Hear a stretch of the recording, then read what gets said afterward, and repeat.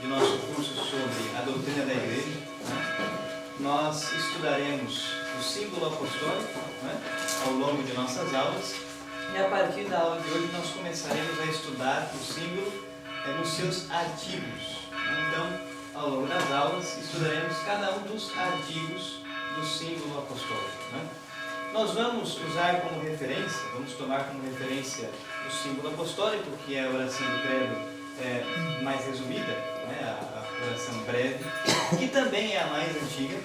Segundo a tradição da Igreja, o símbolo apostólico remonta aos 12 apóstolos. Nos ensina a tradição que os apóstolos, depois de Pentecostes, assim que iriam sair para evangelizar, se reuniram e cada um foi falando um dos artigos do símbolo apostólico, para que todos eles estivessem de acordo com o que pregaram. Então, o símbolo apostólico, que é o mais breve, é também o mais antigo.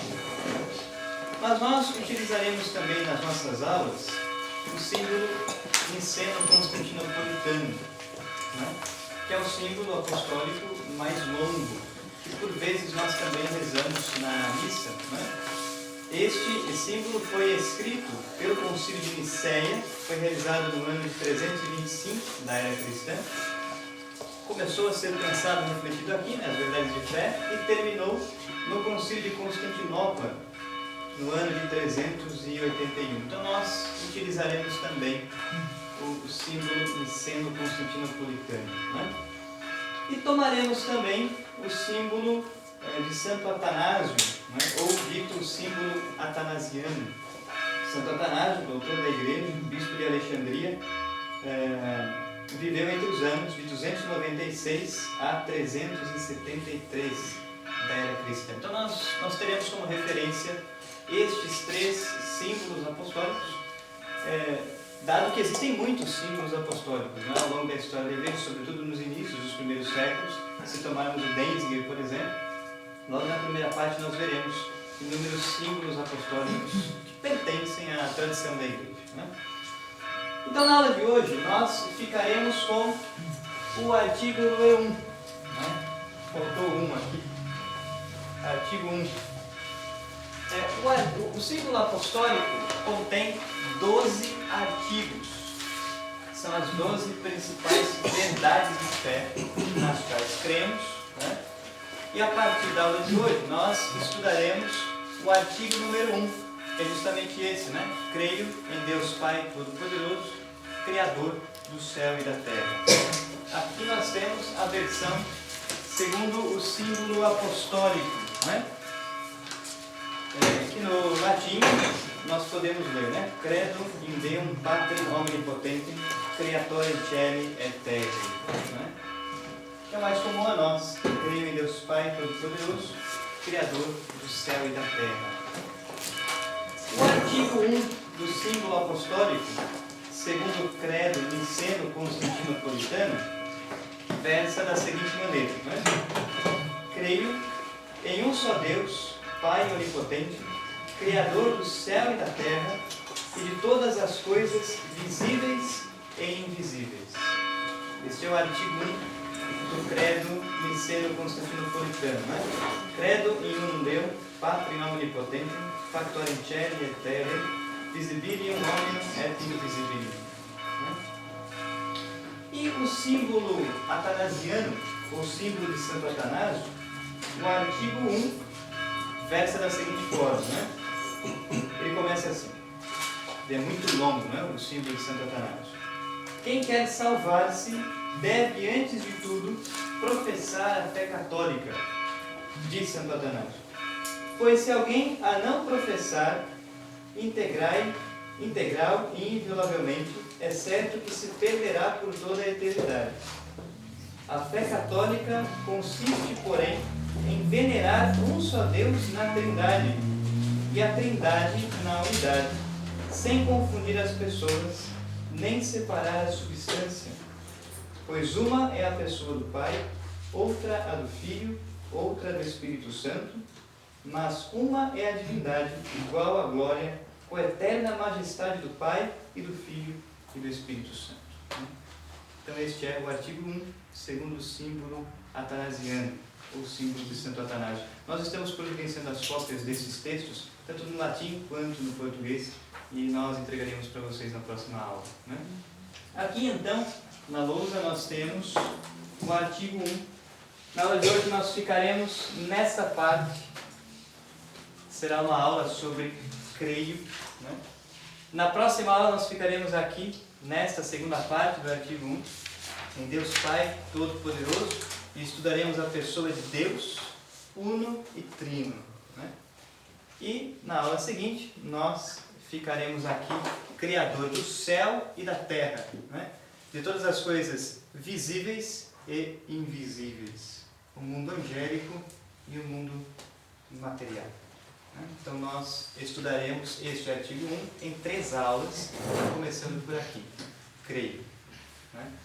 E aí nós vamos tomar aqueles textos que nós tínhamos na aula passada indicado do Catecismo da Igreja Católica, nos apoiando, ora em outro texto, ora em outro catecismo. Bem? Foi entregue também a vocês aquela folha que contém as bibliografias, né, básicas e complementares, são os livros que nós utilizaremos ao longo do curso. Se alguém porventura ainda não tem a folha, depois a gente passa para vocês. Tá bem? Muito bem, aqui então nós temos um esquema que vai nos ajudar a entender o que vamos estudar hoje, né? Nós temos aqui 3 palavras importantes que eu queria destacar: a revelação divina, a fé e crer, né? Estudaremos a primeira parte do artigo 1 do símbolo apostólico creio, né? Então nós vamos estudar o que significa crer. E nós perceberemos que essas 3 coisas são diferentes. A fé é diferente de crer, ambas diferentes de revelação divina. Nós vamos ver como é que elas estão relacionadas, né? Nós cremos na revelação que Deus fez de si mediante a graça da fé.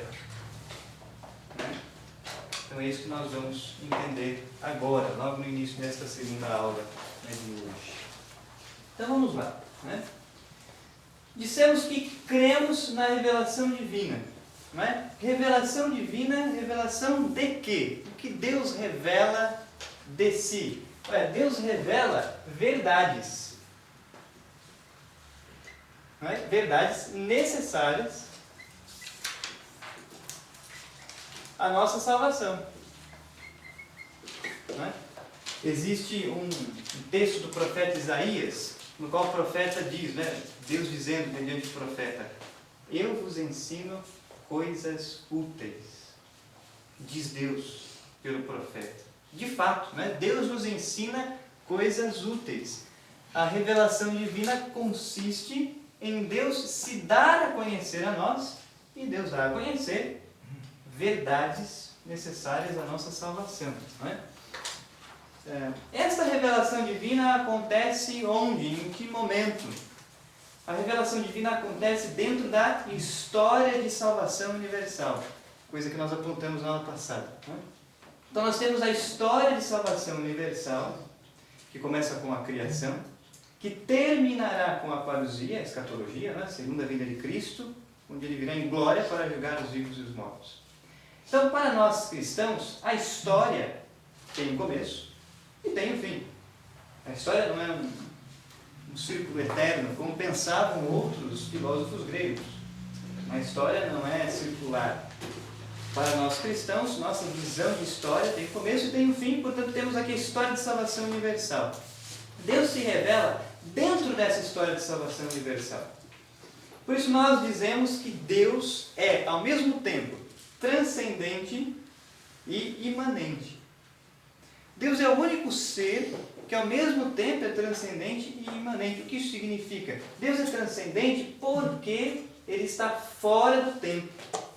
Deus é eterno. Não tem começo, não tem fim, não é? Deus é eterno, imaterial, imutável. Estas são as prerrogativas, as características de Deus. Então Deus está fora do tempo, Ele é transcendente. Daí São Pedro dizendo na sua segunda carta: para Deus um dia como 1000 anos. 1000 anos é como um dia, porque para Ele é tudo presente. Deus olha para a linha do tempo estando de fora dela, né? Então para Ele tudo é presente. Deus é eterno. Ao mesmo tempo que Deus então é eterno, é transcendente, Ele também é imanente. Por quê? Porque Deus age na história, dentro da história. Deus age na história e em todo o Antigo Testamento nós podemos ver Deus agindo na história, Deus primeiro criando todas as coisas, inclusive o tempo é criatura de Deus. Deus age ao longo da história no Antigo Testamento e, sobretudo, na pessoa de Cristo, Verbo encarnado, Cristo que é Deus, se fez carne no ventre de Maria, assumiu nossa natureza humana para nos salvar. O mistério da redenção, que nós vamos estudar nos artigos posteriores. Sobretudo em Cristo, e aí João Paulo II vai usar uma expressão muito interessante, o eterno, porque Cristo é Deus, o eterno entra no tempo, e o Todo-Poderoso se faz fragmento. João Paulo II falava sobre a Eucaristia. Então o eterno entra no tempo, sem carne no ventre de Maria, e o Criador é carregado então pela criatura. Entende isso? A criatura, que é a Virgem Maria, carrega em seus braços o Criador. Daí a grandeza da bem-aventurada Virgem Maria, e nós teremos também uma aula só sobre isso, talvez até duas. São os artigos posteriores. Então Deus se revela dentro dessa história de salvação. Então, dentro da história de salvação, nós temos a revelação divina. Que nos dizeres de Santo Agostinho, outro doutor da igreja, a revelação divina começa já na criação e termina com a morte do último apóstolo. Então nós temos o Antigo Testamento, onde Deus já revela verdades de fé, mas sobretudo na plenitude dos tempos, quando Cristo assume a nossa natureza humana, aqui Deus realiza toda a revelação que restava. E o Novo Testamento, portanto, completa o Antigo. E com a morte do último apóstolo, termina o tempo da revelação. Já não há mais nada a ser revelado para a nossa salvação. E aí a gente retorna naquele ponto. Quer dizer, Deus revelou tudo de si a nós? Não. Deus revelou tudo que era necessário para a nossa salvação. Porque quando entrarmos no céu, vínhamos no carro falando sobre isso, quer dizer, quando a gente morrer e for para o céu, ou quando o Senhor voltar e estivermos vivos e formos para o céu, e lá nós vermos a Deus face a face, na visão beatífica, então nós o conheceremos tal como Ele é. Conheceremos aquilo que aqui nós não conseguimos conhecer, porque aqui o nosso conhecimento sobre Deus é limitado. Limita-se ao que Ele quis revelar de si.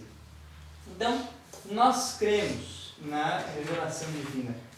O que é a revelação divina? Deus se revela por atos e palavras intimamente conexos entre si. A revelação divina se dá por ações e por palavras intimamente ligadas. Aqui nós temos a citação da Dei Verbum. A Dei Verbum é uma constituição dogmática do Concílio Vaticano II, que nós achamos nesse livro aqui. Aqui é o compêndio, que nós temos todos os decretos, constituições, declarações, mas nós podemos achar também a Dei Verbum nesse formato aqui, o livro laranjinho. É um documento bem fininho. Então a Dei Verbum nos afirma isso, portanto, o documento do magistério da Igreja. E a Dei Verbum ela é repetida pelo Catecismo da Igreja Católica no parágrafo 53. Quando nós formos nos referir ao Catecismo, nós usaremos essa sigla, porque aquela outra que algumas pessoas usam, o SIC, essa abreviação nós usamos para o Código de Direito Canônico. É uma abreviação em latim, Codex Iuris Canonis. Então, ao Catecismo, quando formos nos referir, usaremos assim. A revelação divina, então, se dá por atos e palavras intimamente conexos. Quer dizer, quando Deus no Antigo Testamento, Moisés sobe ao monte para rezar, e então desce a nuvem com raios e trovões, quer dizer, a revelação divina se dá no momento em que Deus escreve nas tábuas os mandamentos, mas também a manifestação, a epifania, os estrondos, tudo que acontece é a revelação divina. Quando Cristo no Evangelho cospe no chão, faz o barro, coloca o barro no olho do cego para curá-lo, As palavras que Cristo diz é revelação, mas os seus gestos, as suas atitudes são revelação. Por que Cristo cospe no barro, não é? Porque do barro te criei, no livro do Gênesis, porque pecastes, preciso recriá-lo a partir do mistério da criação. Né? Então tudo isto é revelação divina. Né? E onde estão contidas as verdades de fé reveladas por Deus? Ora, as verdades de fé estão contidas nas Sagradas Escrituras e na tradição apostólica. Né? Nós temos duas fontes às quais nós podemos recorrer para aurirmos as verdades reveladas por Deus. As Sagradas Escrituras, verdades de fé postas por escrito, e a tradição apostólica, verdades de fé que foram transmitidas para Cristo, seus apóstolos, os apóstolos para os seus sucessores até os dias de hoje. Então, duas são as fontes de verdades de fé para nós, cristãos católicos, né? A Bíblia e a tradição da Igreja. Por exemplo, aqui nas Sagradas Escrituras nós temos a instituição da Eucaristia, por exemplo. Né? Aqui na tradição apostólica nós temos a instituição do calendário do ano litúrgico. Os tempos, Advento, Quaresma, né? Tempo comum, Páscoa, data da Páscoa, isso tudo está na tradição apostólica. Né? Aqui nas Sagradas Escrituras nós sabemos que a Virgem Maria é mãe de Deus, no Verbo encarnado, né? Theotokos. Aqui na tradição apostólica nós sabemos que Maria foi assunta ao céu, em corpo e alma, glorificada. Mas isso não está escrito na Bíblia, não está mesmo. Porque a Bíblia se concentra em dizer a respeito do Cristo. Entende? Esta verdade de fé da Assunção de Nossa Senhora ao céu ou da Imaculada Conceição, essas verdades estão na tradição e se apoiam nas Sagradas Escrituras, mas estão aqui. O sacerdote, quando consagra a Eucaristia, porque ele eleva a Eucaristia, né? Cristo diz para os seus apóstolos: olha, quando vocês forem celebrar a missa, você deve levantar o corpo, vocês devem instituir lá o templo litúrgico, deve usar o verde, o roxo. Entende isso? Cristo disse isso, mas isso não foi registrado por escrito. Entende? E muita coisa Cristo não disse, mas os seus apóstolos, ao ver os gestos de Cristo, as ações de Cristo, puseram isso na celebração litúrgica da Igreja. Né? Então, nós aurimos das verdades de fé da Sagrada Escritura, da Bíblia e da tradição apostólica. E aqui vem algo importante. A iniciativa foi de Deus. Né? Quem teve a iniciativa de revelar-se foi Deus, não foi o homem. Entende? Olha, Deus criou Adão e Eva no paraíso, Deus criou o homem e a mulher. Este homem e a mulher pecaram no paraíso, e porque pecaram, perderam o estado de graça, perderam os dons preternaturais, foram expulsos do paraíso. De tal forma viveram que já não se recordavam mais de Deus e estavam vivendo um caminho de perdição, foram condenados ao Sheol, à mansão dos mortos. Não havia mais esperança nenhuma, mas Deus, na sua infinita misericórdia, não abandona este homem decaído no pecado. Deus toma a iniciativa de revelar-se. Né? Deus toma a iniciativa de construir justamente uma história de salvação para reconduzir o homem à comunhão com Ele. Entende?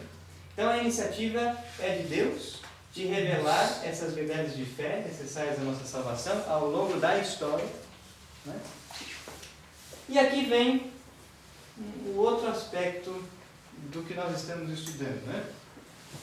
Além de Deus ter a iniciativa de se revelar, Deus também tem a iniciativa de despertar em nós a fé. Então, o que é fé? Fé é uma virtude teologal. Não é?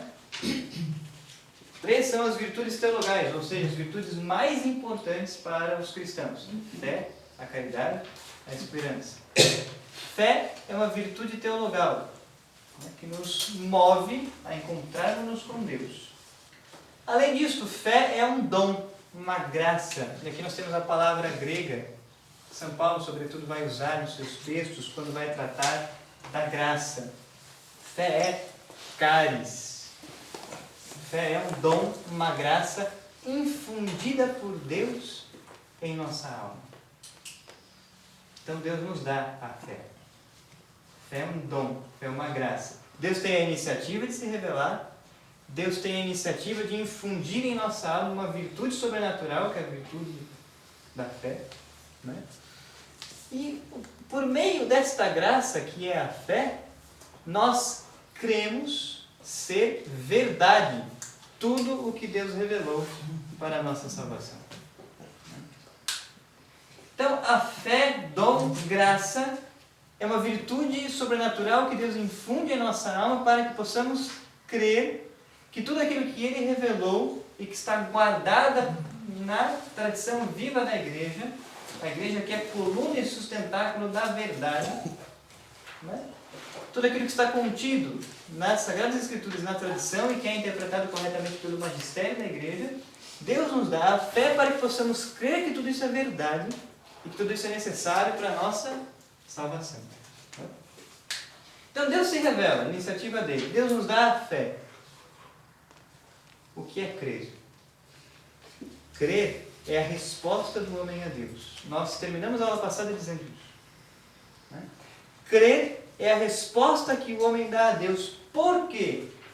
O ato de crer significa que o homem, pelo livre arbítrio da sua vontade, aceita a graça que Deus infunde em sua alma, a deseja, a quer.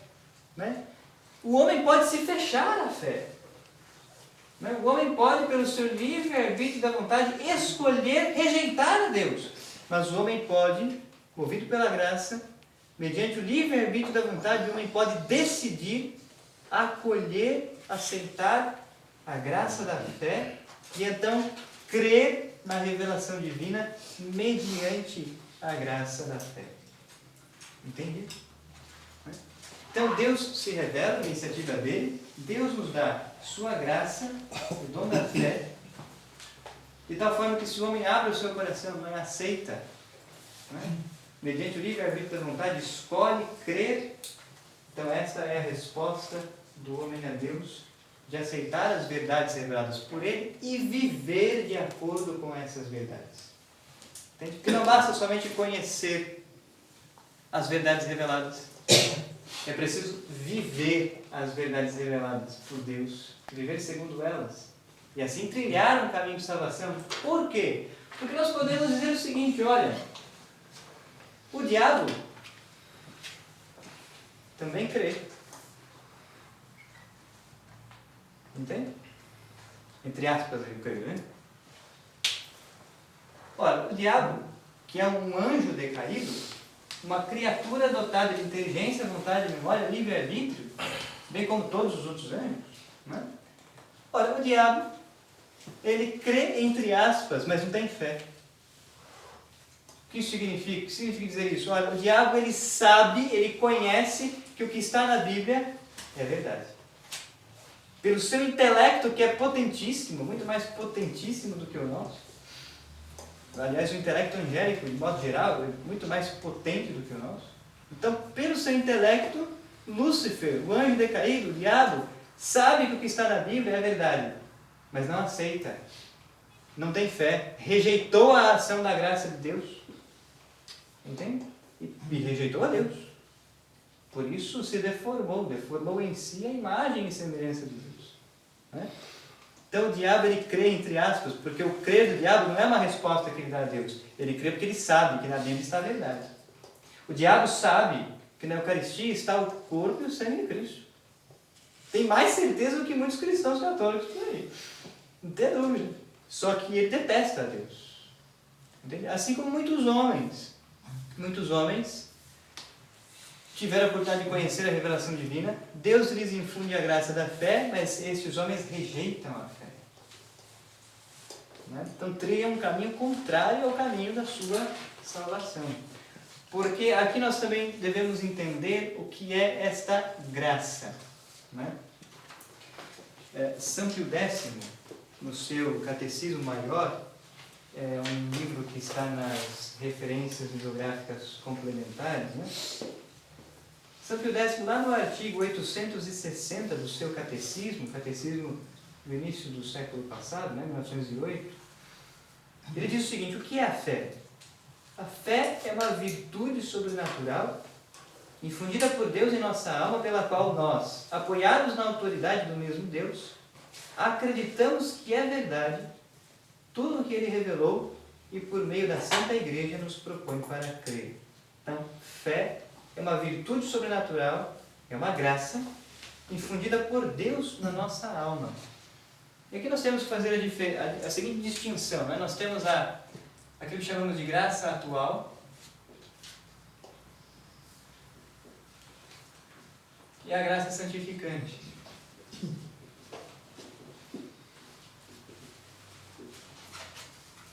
Há dois tipos de graça, de modo geral. Né? Além da graça atual, da graça santificante, nós podemos falar da graça que Deus nos dá mediante os sacramentos, então a graça sacramental. Né? Nós podemos falar das graças que nós também chamamos de carismas, as graças especiais, que Deus não concede a todos, Deus concede a alguns, os carismas. E nós podemos falar também da graça de estado de vida, que está dentro dos carismas, né? Aqueles que se casam têm uma graça, um carisma dado por Deus para fundar o seu matrimônio e a sua família. Aqueles que assumem a vida religiosa, o sacerdócio, têm um carisma, graça especial dada por Deus a ele e não a todos, para que viva o seu ministério sacerdotal. Mas fiquemos com a graça atual e a graça santificante. O que é isso? A graça atual é uma graça que Deus dá em algum momento da nossa vida. A graça atual ilumina a nossa inteligência e fortalece a nossa vontade, para que possamos entender o que Deus quer de nós, possamos corresponder à sua vontade. Então, a graça atual ilumina a nossa inteligência, fortalece a nossa vontade. A graça santificante, ela é dividida, por sua vez, em outras duas. Nós temos a graça santificante primeira, que é a graça que Deus dá para que aqueles que estão fora da comunhão em pecado mortal retornem, mediante o arrependimento, a confissão, a penitência. E a graça santificante é permanecer nesse estado de graça, permanecer nesse estado de amizade com Deus, né? E crescer nessa vida da graça. Isso é a graça santificante. Né? Vamos pegar um exemplo. Vamos supor que uma pessoa está lá no mundo, não quer saber de Deus, já ouviu falar sobre a igreja, fez até catequese, primeira Eucaristia, mas de repente abandonou tudo, foi ver no mundo, uma vida de pecados. Né? Deus não cessa de chamar essa pessoa de volta a si. E Deus chama essa pessoa de volta a si pela graça atual. Deus desperta, Deus quer despertar a fé na sua alma. Então, esse despertar a fé na alma das pessoas é uma graça atual, que Deus dá mediante um livro que ela lê, mediante um retiro que ela faz, mediante uma aula que ela assiste, mediante uma oração que ela para ali para poder contemplar. Enfim, Deus tem inúmeros meios de alcançar as pessoas que estão no mundo, dando-lhes uma graça atual. Deus não cessa, até o final da nossa vida, Deus não cessa de chamar-nos à conversão, de nos dar graças atuais. Despertar a fé. E quando essa pessoa aceita a graça atual, abre o seu coração, né? Para ser movido pela ação da graça e se converte. Esse processo da conversão, se está no pecado mortal, se arrepende, busca o sacerdote mediante o sacramento da penitência, retorna à comunhão com Deus, isso é graça santificante primeira. E aí a pessoa vai crescendo na graça, bem como vai crescendo na fé. Né? O catecismo do Concílio de Trento, né, o catecismo romano, que foi promulgado pelo Santo Padre Papa Pio V, vai nos ensinar justamente isso. Vamos pegar aqui. É o artigo 1º, onde São Pio V fala o seguinte: a fé tem grande extensão e admite vários graus de grandeza e dignidade. Então existem vários graus de fé, como existem vários graus de graça. Nós vamos crescendo na vida da graça, nós vamos crescendo no mérito também diante de Deus, e assim crescendo na santidade, na justificação. Né? Então, A fé tem vários graus, como se depreende da Sagrada Escritura. Homem de pouca fé, por que duvidar? Citação, né? De Mateus 14:31. Grande é a tua fé, outra citação. Aumentai a nossa fé, diz os apóstolos a Cristo. E ainda, fé sem obras é morta, a fé que opera pela caridade. Todas citações das Sagradas Escrituras. Então nós crescemos na fé. Tá? Mas é importante que nós saibamos disso, quer dizer, crer é uma resposta do homem a Deus. Nós cremos nas verdades reveladas por Ele, contidas aqui, e cremos porque Ele nos auxilia pela sua graça. Tudo bem? Então esse esquema nos ajuda muito a entender para onde vamos agora. Né? E agora nós vamos justamente tomar conosco o texto do Catecismo. Nós vamos lá no parágrafo 27 do Catecismo da Igreja Católica.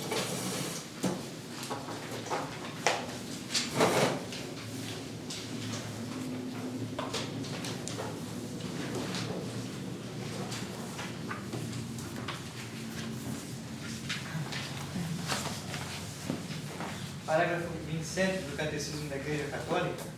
Nós estamos na primeira seção do Catecismo. Havíamos dito na aula passada que o Catecismo tem 4 partes, né? A primeira, a profissão de fé, né? A segunda, os sacramentos, a terceira, a teologia moral, a quarta, a teologia espiritual. Né? Nós vamos estudar nesse curso a primeira parte do Catecismo e nós estudaremos nesse formato, quer dizer, nós vamos pegar cada um dos 12 artigos do símbolo apostólico e vamos recorrer a textos do Catecismo da Igreja e de outros catecismos para nos auxiliar a entender esses artigos. Né? Porque se nós ficássemos lendo toda a primeira parte, não haveria tempo hábil suficiente para isso. Né? Então, aí fica o convite para continuarmos os estudos na nossa casa. Né? Eu sempre vou indicar no final das aulas, leia de tal parte, porque é justamente isso que nós vamos pegar na aula seguinte. Então, nós vamos continuar esse exercício de estudos na nossa casa. Né? Portanto, nós vamos aqui tomar agora recortes dentro dessa primeira parte do Catecismo, e a primeira parte do Catecismo tem 2 sessões. Nós estamos na primeira sessão, que contém 3 capítulos. Né? Então, nós estamos na primeira parte do Catecismo, primeira sessão, capítulo 1. Né? O título do capítulo é O Homem é Capaz de Deus. O que isso significa? O homem é capaz de Deus. Capaz aí está entre aspas, né? Ora, o homem é capaz, não de conter a Deus, porque ele é transcendente, mas o homem é capaz de conhecer as verdades reveladas por ele. Por quê? Porque Deus nos dotou de uma alma à sua imagem. Uma alma que possui inteligência, vontade e memória. Então nós vamos agora justamente investigar com a inteligência, com a razão, aquilo que ele revelou de si. E fazer teologia. O que nós estamos fazendo aqui nesse curso é teologia sistemática. Estamos estudando os dogmas da nossa fé. Teologia sistemática. A teologia que é a ciência que coroa todas as outras ciências. A teologia está lá em cima, né? na pirâmide. A teologia, a sagrada teologia, depois a filosofia, e aqui embaixo as artes liberais, por um lado, o trivium, o quadrivium, as artes mecânicas do outro lado. Então nós estamos na ciência sagrada.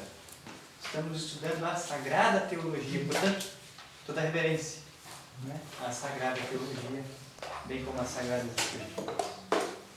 Então vamos lá. O desejo de Deus.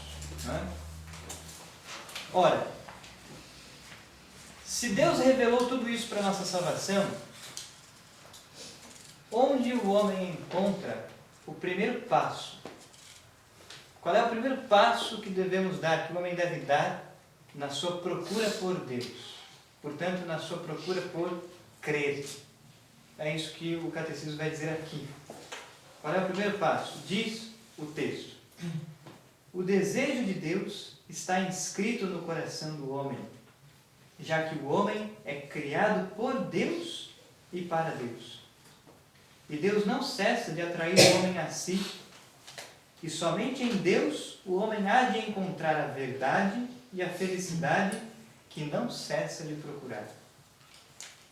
E agora o catecismo está fazendo uma citação da Gaudium et Spes. Embaixo nós temos o GS. Gaudium et Spes é uma constituição pastoral do Concílio Vaticano II, que diz o seguinte: o aspecto mais sublime da dignidade humana está nesta vocação do homem à comunhão com Deus. Este convite que Deus dirige ao homem de dialogar com Ele começa com a existência humana. Pois se o homem existe, é porque Deus o criou por amor, e por amor não cessa de dar-lhe o ser. E o homem só vive plenamente segundo a verdade, se reconhecer livremente este amor e se entregar ao seu Criador. Então, o que esse texto está nos dizendo? Lá em cima, o desejo de Deus está inscrito no coração do homem. Está inscrito aonde? No anseio que existe dentro de nossa alma por encontrar a felicidade. Todo homem deseja ser feliz. Todo homem deseja encontrar aquilo que pode lhe fazer feliz. A verdade. Deus. Ora, nós podemos ver isso inscrito no coração, na alma, na vida de todas as pessoas. Ninguém vira para o outro e diz: olha, hoje eu quero ser triste. Não, ninguém faz isso. Por quê? Porque a felicidade, a alegria, não é uma opção. A felicidade, a alegria é uma necessidade que o ser humano possui. Deus nos criou para sermos felizes. Deus nos criou para que fôssemos realizados. E este anseio de felicidade é uma inquietação profunda na nossa alma. Aqueles que não encontram a verdade, não encontram a Deus, o único que pode nos dar a beata vita, a vida feliz, aqueles que não buscam a verdade a Deus, justamente o que pode preencher o nosso coração, vão tentar ser felizes nas drogas, vão tentar ser felizes nos prazeres que o mundo pode dar, vão tentar ser felizes no reconhecimento das glórias do mundo, passageiras, vão tentar ser felizes no ter, na riqueza, no prazer, em tantas outras coisas que são vaidades, são fumaças, não nos fazem felizes, nos dão uma felicidade momentânea, nos dão uma euforia, mas não nos fazem felizes. Aqui diz o texto do Catecismo, citando a Gaudium et Spes: o homem só vive plenamente, segundo a verdade, se reconhecer livremente este amor e se entregar ao seu Criador. O único que pode nos dar a beata vita é Deus. E daí Santo Agostinho, nas suas confissões, que vai ser citada logo mais à frente, essa inquietação do coração nos move a buscar o que pode nos dar a vida feliz. Então nós nos perguntamos: qual é o sumo bem? Qual é o objeto? Essa é uma pergunta bem do período helenístico, que é o tempo de Santo Agostinho e de outros, de Santo Atanásio também. Qual é o sumo bem? O bem que nós podemos possuir, por isso o homem é capaz de Deus. Qual é o sumo bem que nós podemos possuir e, tendo-o, nós seremos felizes? E aí as escolas filosóficas vão dar inúmeras respostas. O epicurismo vai responder que o prazer é o sumo bem, quem tem o prazer é feliz. Os estoicos vão dizer que quem tem uma vida virtuosa é feliz, então nós devemos buscar a virtude. Os neoplatônicos vão dizer: olha, o sumo bem é a união da alma com Deus, por isso a filosofia platônica e neoplatônica que mais se aproxima e se aproximou do cristianismo, sobretudo aqui nesse período helenístico. E os cristãos vão dizer: olha, o sumo bem é Deus, nossa união, a união da alma com Deus. Aí está o sumo bem que pode nos dar a vida feliz. Muito bem. Vamos para o parágrafo 29, na página seguinte. Mas esta união íntima e vital com Deus pode ser esquecida, ignorada e até rejeitada explicitamente pelo homem. Por quê? Ora, Deus tem a iniciativa de se revelar, Deus nos dá uma graça atual para despertar em nossa alma a fé, e o homem pode rejeitar a Deus? Pode, porque ele é dotado de livre-arbítrio da vontade. Só que aqueles que rejeitam a Deus pelo seu livre-arbítrio têm como consequência estar na contramão da sua salvação. Não está trabalhando pela sua salvação, está trabalhando pela sua perdição. E não está trabalhando para realizar a sua natureza e ser feliz, está trabalhando pelo contrário, Mas o homem tem a capacidade para rejeitar a Deus. Tais atitudes podem ter origens muito diversas. A revolta contra o mal no mundo.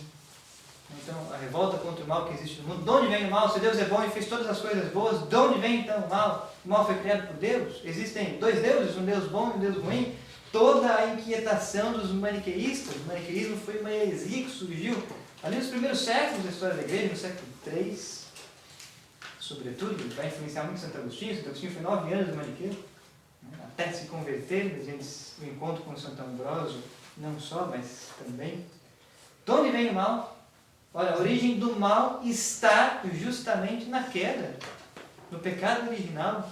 Nós vamos ver isso mais à frente, quando falarmos sobre a criação do céu e da terra. Vamos ver a queda dos anjos, vamos ver a queda também do homem. Então, essa rejeição de Deus pode ter sua origem na revolta contra o mal no mundo, a ignorância ou a indiferença religiosa. Não, todas as religiões são boas, todas as religiões salvam, tudo é bom, tudo leva para o céu. Não, esse pensamento leva para o céu, leva para o inferno. Você está entendendo? A ignorância ou indiferença religiosa. Se Deus nos revela as verdades necessárias à nossa salvação, todos aqueles que não estão nestas verdades, todos aqueles que não estão em Cristo, não estão na verdade, estão na mentira. Por isso, ide pregar e anunciar o Evangelho a toda criatura. Não é? Então, a ignorância e a indiferença religiosas, as preocupações com as coisas do mundo e com as riquezas. Ah, não, hoje eu não vou na missa. Por quê? Porque eu tenho que trabalhar. Mas hoje é domingo, hoje você tem que ir na missa. Ah, não vou depois. Está entendendo? Não é que o trabalho seja desnecessário, o trabalho é preciso, é necessário. Só que acima de qualquer coisa na nossa vida, acima de amarmos qualquer coisa, qualquer pessoa na nossa vida, está amarmos a Deus. Amarás o Senhor teu Deus com todo o teu coração, com toda a tua alma, com todas as tuas forças. Esse é o primeiro mandamento. Né? Então, quantas vezes, ao invés de rezar, nós ficamos assistindo futebol, ao invés de ir na missa, nós ficamos procurando os amigos e festas, ao invés de rezar o Santo Terço, a gente fica lá na frente da televisão, passando os canais, você está entendendo? Ou a gente fica no WhatsApp, né? Quantas vezes Deus nos chama a priorizarmos coisas da nossa vida? A missa, a oração, a leitura de um bom livro, que vai nos colocar na perspectiva da salvação. E nós usamos nosso tempo não para buscar a Deus, mas para buscar tantas outras coisas desse mundo passageiro e imutável. Então, aqui, justamente, as preocupações com as coisas do mundo e com as riquezas, o mau exemplo dos crentes. Muitas vezes nós damos mau exemplo, muitas vezes nós vemos cristãos católicos darem mau exemplo, darem contra-testemunho. Isso também afeta a fé das pessoas. As correntes de pensamento hostis à religião, nós estamos vendo aí discussão toda no Supremo Tribunal Federal para aprovar, legalizar o aborto. Não é? Aqui, as correntes de pensamento hostis às verdades reveladas por Deus. Não é? Isso também trabalha contra o credo. Não só isso, mas as filosofias também. Nietzsche, por exemplo, Deus está morto. Hegel, antes dele. Karl Marx, depois dele. Está entendendo? Correntes de filosofia que são contra Deus, que são contra a religião, que são contra a verdade da fé. Nitidamente. Às vezes as pessoas, enquanto as pessoas lá se desvanecendo com a leitura de Nietzsche, você está realmente entendendo o que é isso aí? Está trabalhando contra Deus, contra a verdade da fé. E finalmente, essa atitude do homem pecador que por medo se esconde diante de Deus e foge diante do seu chamado. Então são as atitudes que levam os homens a rejeitar a Deus. Alegre-se o coração dos que buscam o Senhor.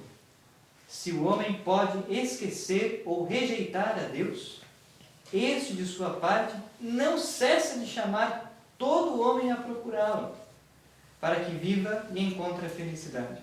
Então veja, se o homem muitas vezes rejeita a Deus, Deus não cessa de chamar o homem a procurá-lo. Deus não cessa, em outras palavras, de conceder graças atuais para despertar a fé no coração daquele maior pecador até o final de sua vida. Entendeu? Deus não cessa de chamar essas pessoas a conversão, a salvação. Mas mediante o livre-arbítrio ela pode rejeitar a salvação de Deus. E aí não entra no céu, não. Mas esse é o pecado contra o Espírito Santo. O que é o pecado contra o Espírito Santo? É saber que Deus existe, saber que Ele pode me salvar, mas eu rejeito, me fecho completamente, não quero a salvação de Deus. Essa soberba, né, em máximo grau, que nos torna dessemelhantes a Deus e semelhantes ao diabo, porque o diabo fez isso. Sabia que Deus podia salvar, não rejeitou a Deus no seu orgulho, na sua soberba. Não entra no céu, é para o inferno, é para o inferno, realmente. Né?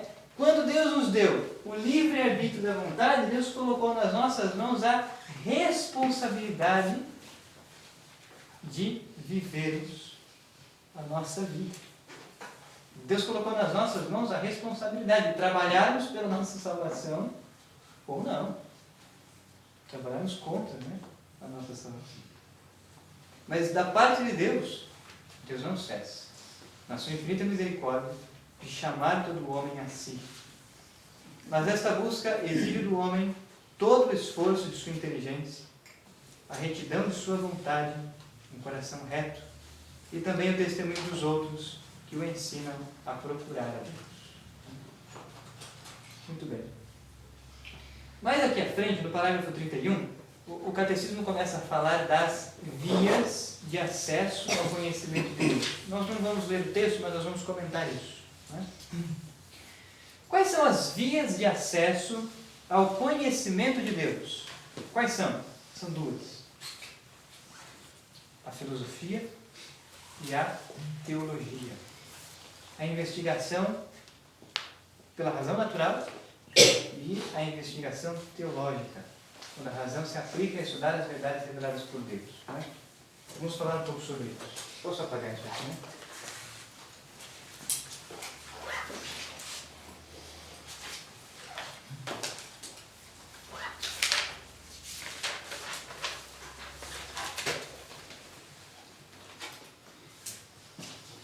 Quais são as vias de acesso ao conhecimento de Deus? Né? Conhecer a Deus. São duas. A filosofia. Vamos colocar aqui a filosofia bem generalizada, né? E a teologia. Quando o homem, pela sua razão natural, investiga o mundo criado, e o próprio homem, quando a razão humana investiga, quer seja a ordem e a beleza do mundo, da criação, ou quer seja a si mesmo, aqui nós estamos fazendo teologia da natureza, ou teologia natural, não é? Quando, pela razão humana, nós investigamos os vestígios de Deus, os traços de Deus deixados na criação e no próprio homem, em si mesmo. Né? Então, quando o homem olha para o mundo criado, o homem pode perceber que todas as coisas que existem nesse mundo têm matéria e forma. Se Deus é eterno, imaterial e imutável, todas as coisas desse mundo são temporais, né? Contingentes, né? Imutáveis. Se todas as coisas temporais, contingentes e imutáveis desse mundo terreno estão no vir a ser, todas as coisas nascem, crescem, se desenvolvem, morrem, né? As coisas materiais inanimadas que temos, o carro, a casa, a porta, a janela, um dia vai dissolver, vai apodrecer, está entendendo? Se tudo isso é contingente, ou seja, tudo isso é mutável, tudo isso acaba, tem começo e tem fim, não pode ser a causa de si mesmo. Outra é a causa da existência daquele ser. De todas as criaturas. Ou nós podemos ir mais longe ainda, né? Quem gosta de investigar a astronomia, né? Pode contemplar, por exemplo, a teoria do Big Bang, que foi proposta por um abade belga, um padre, George Lemaitre, que tomou as consequências das formas da relatividade geral de Einstein e da termodinâmica, associou isso aos pressupostos teológicos e percebeu que não, o universo tem um ponto de partida, que esse universo está em expansão, né? E aí Hubble que foi um astrônomo norte-americano do século passado, né? Hubble escreve a sua teoria, que depois virou a lei de Hubble, né? Quer dizer, o universo está em expansão e a velocidade de expansão é proporcional à sua distância. Quanto mais longe as galáxias estão umas das outras, com maior velocidade elas se separam. Então o universo está em expansão. Se o universo está em expansão, no seu passado as coisas estavam mais próximas umas das outras, a tal ponto de que tudo surgiu de um ponto, a singularidade, Big Bang. Ora, que matéria que explodiu? Quem criou aquela matéria? O que existia antes? Porque aquela matéria deu origem a tempo e espaço. Entendeu? Então quem faz ciência de verdade não tem como não contemplar a Deus. Você pode ir desde o macrocosmos até o microcosmos. Entra dentro de uma célula nossa. Como é que a célula vive? Pega a biologia.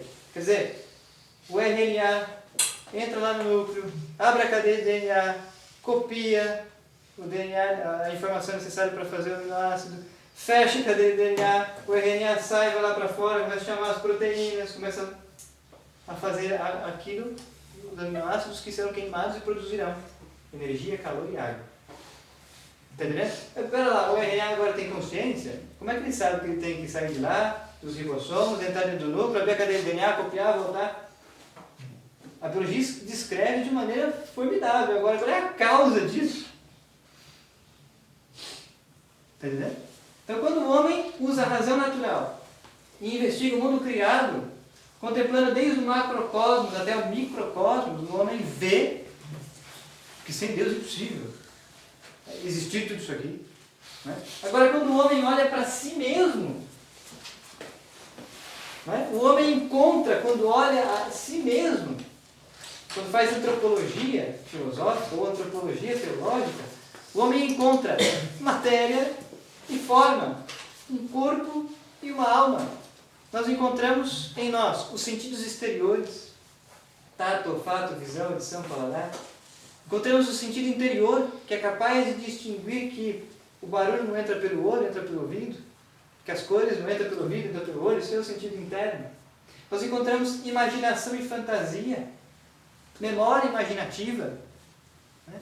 Nós conseguimos nos lembrar de todas as coisas que vimos, sentimos. E até aqui nós temos isso em comum com os outros animais. Mas daqui para frente, o homem percebe em si que possui livre-arbítrio da vontade, é capaz de tomar decisões, fazer escolhas. O homem enxerga em si uma inteligência, uma vontade, uma memória, as três potências, as três capacidades superiores da alma, na filosofia agostiniana, tomista, na teologia de São João da Cruz também. É dessa forma que eles vão descrever quem somos nós.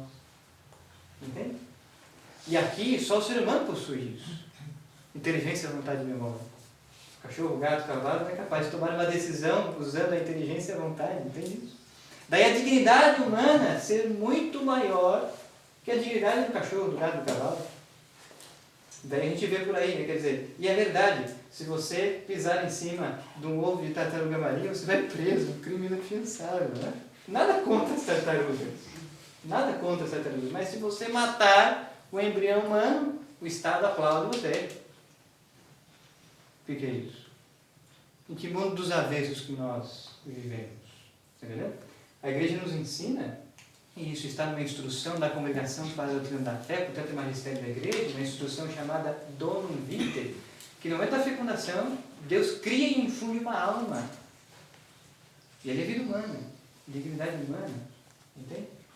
Então quando o homem olha para si e investiga com sua razão natural, o homem encontra os vestígios de Deus. E aqui eu queria ler para vocês um pequeno trecho dessa obra aqui. Esse é o volume 1 da Metafísica Aristotélica. Esse volume 1 foi escrito por Giovanni Reale, mas aqui ele faz inúmeras citações do texto de Aristóteles. E eu tenho uma citação aqui muito interessante. Por quê? Aristóteles foi filósofo grego. Aristóteles viveu pelo menos uns 300 anos antes de Cristo. Portanto, não era cristão, nem judeu, muito menos. Aristóteles era grego, pagão. Entende? Filosofia grega clássica. Né? Sócrates, Platão, Aristóteles. Aristóteles, na sua obra Metafísica, investigando racionalmente, chega à conclusão e à existência de Deus como a causa primeira de todas as coisas, o motor imóvel. Ele não é movido por ninguém, porque ele é transcendente, ele é a causa primeira, mas ele move todas as coisas, ele é o Criador. E aqui o texto citado pelo Giovanni Reale é do livro Lambda da Metafísica, capítulo 7, parágrafo 1072b. Um texto que diz assim, agora é Aristóteles falando, grego, pagão, que diz o seguinte, abre aspas. De tal princípio, portanto, dependem o céu e a natureza. E seu modo de viver é o mais excelente. É o modo de viver que só nos é concedido por breve tempo. E naquele estado, ele está sempre, porque Deus é eterno. Isso é impossível para nós, mas para ele não é impossível, pois o ato de seu viver é prazer. E também para nós, a vigília, a sensação e o conhecimento são sumamente agradáveis, justamente porque são ato, e em virtude deles, também esperanças e recordações. Se, portanto, nessa feliz condição em que às vezes nos encontramos, Deus se encontra perenemente, isso nos enche de maravilha. E se Ele se encontra numa condição superior, é ainda mais maravilhoso. E Ele se encontra efetivamente nessa condição. E Ele é também vida, porque a atividade da inteligência é vida. E Ele é justamente essa atividade. E sua atividade subsistente por si é vida ótima e eterna. Dizemos com efeito que Deus é vivente, eterno e ótimo, de modo que a Deus pertence uma vida perenemente contínua e eterna. Isto, portanto, é Deus. Metafísica aristotélica. Investigação racional em busca da verdade. Um texto, eu tinha uma professora na licenciatura que ela dizia, olha, alguns livros você não pode morrer sem ler. E esse é o texto que a gente não pode morrer sem ler. A metafísica aristotélica. Então Aristóteles chega à causa primeira de todas as coisas, a substância primeira, proteousia, que é Deus. E é ele quem cunha esse termo, Theos, que depois vai ser a teologia, o estudo de Deus. O termo oração ele cunhou aí, mas ele não escreveu. Ele falou exatamente o que é uma oração. Sim. Tem outras palavras, É um texto interessantíssimo esse, do livro Lambda, da Metafísica Aristotélica. Então nós estamos aqui, Mas nós temos também a teologia. E a teologia é também uma via de acesso ao conhecimento de Deus, que o Catecismo vai começar a falar no parágrafo 36, O conhecimento de Deus segundo a Igreja. Ora, se a razão natural, se a própria filosofia, a ciência pode chegar ao conhecimento de Deus, por que a gente precisa da teologia? Ora, porque nós jamais chegaríamos ao conhecimento da revelação divina com a nossa própria razão. Nós jamais chegaríamos ao conhecimento de algumas verdades de fé só com a nossa razão. A nossa razão ela é potente, mas ela não é tudo, porque nós somos limitados. Entende isso? A gente se dá conta, quer dizer, nós somos limitados, somos criaturas limitadas, e nós somos ainda mais limitados que os anjos. Os anjos são ainda mais perfeitos do que nós. Então nós, mero grão de areia na praia, o ser humano, que é uma criatura cujas potências são inferiores às potências angélicas, inteligência, vontade e memória, nós precisamos da revelação divina. E é um ato de humildade.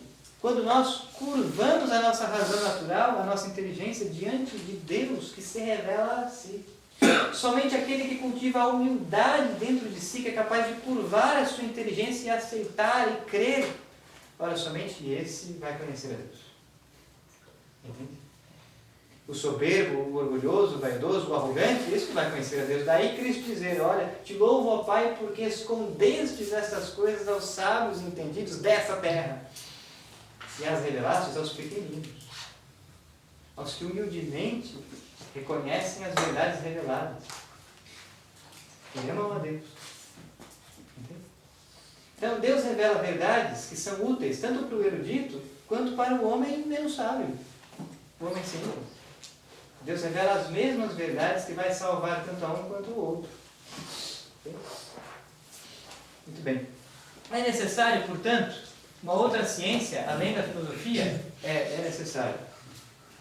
Para nos dizer que é necessário, nós vamos recorrer ao texto de São Tomás de Aquino, na Suma de Teologia. Né? É a questão 1 da Suma de Teologia. Questão 1 da primeira parte. Né? A Suma de Teologia é dividida em 3 partes. Nós temos na primeira parte questão 1. Não tem segredo. É abrir o livro e tomar. Né? A pergunta número 1 é a seguinte. É necessária outra doutrina, além das disciplinas filosóficas? É necessária uma outra via para conhecer a Deus, além da razão natural? Sim. São Tomás diz o seguinte. Era necessário existir, para a salvação do homem, além das disciplinas filosóficas, que são pesquisadas pela razão humana, uma doutrina fundada na revelação divina. Então, se a filosofia funda-se na razão humana, a teologia funda-se na revelação divina. Né? Tem o seu fundamento na revelação divina.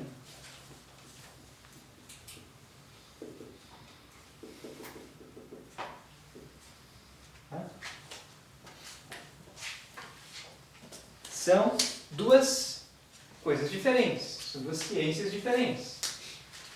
Lembrando que todas as ciências, né, surgiram da filosofia ao longo da história. Todas as ciências surgiram da filosofia. Né? Então, era necessário. Primeiro, porque o homem está ordenado para Deus, como para um fim que ultrapassa a compreensão da razão. Como diz Isaías, o olho não viu, ó Deus, fora de ti, o que preparaste para aqueles que te amam. Então, quer dizer, o homem está ordenado para Deus como um fim que ultrapassa a sua razão. Então nós vamos conhecer a Deus pela razão natural. A razão natural aplica-se a contemplar, a refletir a revelação divina, faz teologia. Mas nós vamos conhecer dos mistérios revelados por Deus parte. Daí a expressão, né? Mistério de fé. O que é o mistério de fé? Ora, do mistério de fé nós conhecemos uma parte, nós não o esgotamos. É uma fonte que não se exaure. O dogma da Santíssima Trindade, que nós vamos estudar nas próximas aulas, na próxima aula já, talvez. Então, quer dizer, Deus é uno e trino, uma única substância, 3 pessoas distintas. A gente conhece isso até certo ponto, mas passou daí a mistério de fé. E aí a inteligência dobra-se, a inteligência humildemente inclina-se diante da verdade revelada por Deus, porque nós cremos que Deus fala a verdade, não quer nos enganar, nem pode nos enganar, senão não seria Deus. Então, a nossa inteligência não é capaz sozinha, nem nós sozinhos somos capazes de entrarmos no céu. Isso é soberba, arrogância, isso é no mínimo arianismo, não é?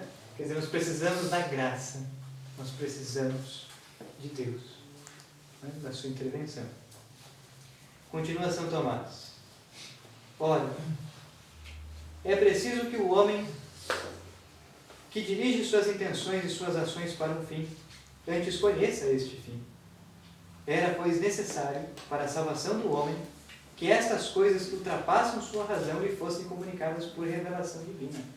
Então, é necessário, para a nossa salvação, que Deus se revelasse.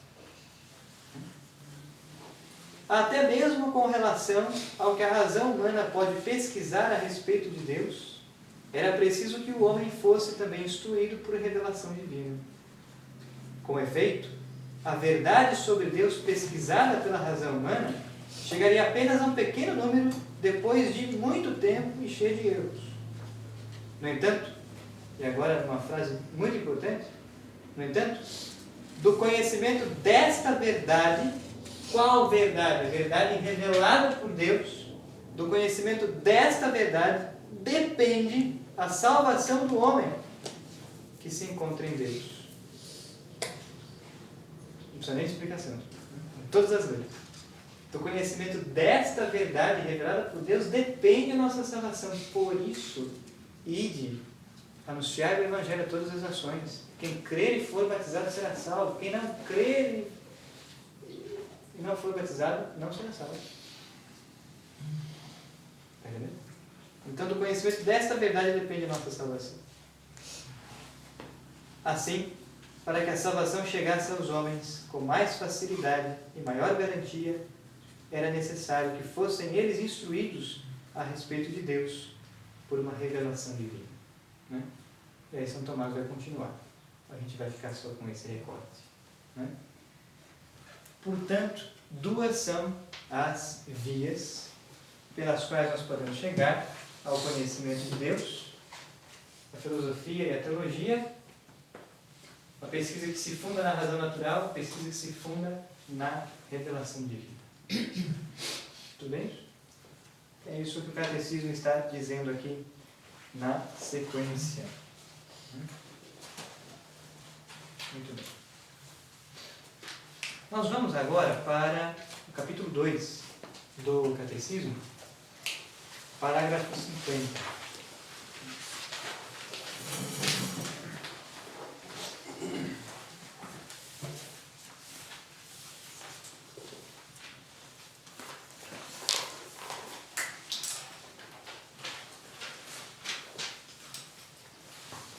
Capítulo 2, parágrafo 50.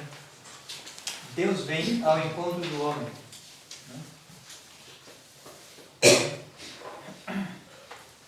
O texto diz o seguinte: mediante a razão natural, o homem pode conhecer a Deus com certeza a partir de suas obras. Filosofia. Mas existe outra ordem de conhecimento que o homem, de modo algum, pode atingir por suas próprias forças, a da revelação divina. Por uma decisão totalmente livre, Deus se revela e se doa ao homem.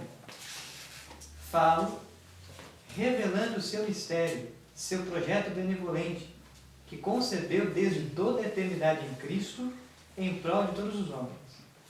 Revela plenamente seu projeto, enviando seu Filho bem-amado, nosso Senhor Jesus Cristo, e o Espírito Santo. Então, grifem aí a parte que é mais importante desse parágrafo 50, né? Existe outra ordem de conhecimento. Ordem de conhecimento. E esta outra ordem de conhecimento é a revelação divina. São duas as ordens de conhecimento. Nós podemos conhecer verdades pela razão natural, pela filosofia, e nós podemos conhecer verdades pela teologia, pela revelação divina. Entende? São duas ordens de conhecimento, e aqui a citação é do Concílio Vaticano I, uma constituição dogmática chamada Dei Filius, que está aqui no Denzinger, no parágrafo 3015. Então a abreviação aí DS se refere ao Denzinger, que é este livro aqui, esse pequeno livro aqui. Esse é o Denzinger, né? Denzinger Union. Compreende os símbolos, definições e declarações de fé e moral. Aqui nós temos as partes, os escritos, trechos dos escritos mais importantes do magistério da igreja ao longo da história da igreja. 3 são os livros que não podem faltar na nossa casa se a gente quer conhecer a igreja: Sagradas Escrituras, a Bíblia, o Catecismo da Igreja Católica e o Denzinger. Se nós queremos conhecer a igreja, é o mínimo que a gente tem que ter, né? Bíblia, Catecismo e o Denzinger. Então aqui o Catecismo está fazendo uma citação da Dei Filius, do Concílio Vaticano I. O Concílio Vaticano I, ele aconteceu entre os anos de 1869 a 1870. O concílio anterior ao Concílio Vaticano I foi o Concílio de Trento. O concílio posterior ao Concílio Vaticano I foi o Concílio Vaticano II. O Concílio Vaticano I foi convocado pelo Papa Pio IX. E ele está fazendo esta afirmação. Então nós temos duas ordens de conhecimento: a filosofia, a razão, né? e aqui eu queria fazer uma nota de rodapé, quer dizer, a Igreja Católica Apostólica Romana, nos dizeres de São João Paulo II, na sua encíclica Fides et Ratio, nós temos duas asas, não é, que nos elevam à contemplação de Deus e da verdade. Essas duas asas são justamente filosofia e teologia, fé e razão. Por isso, Fides et Ratio, na carta encíclica de João Paulo II.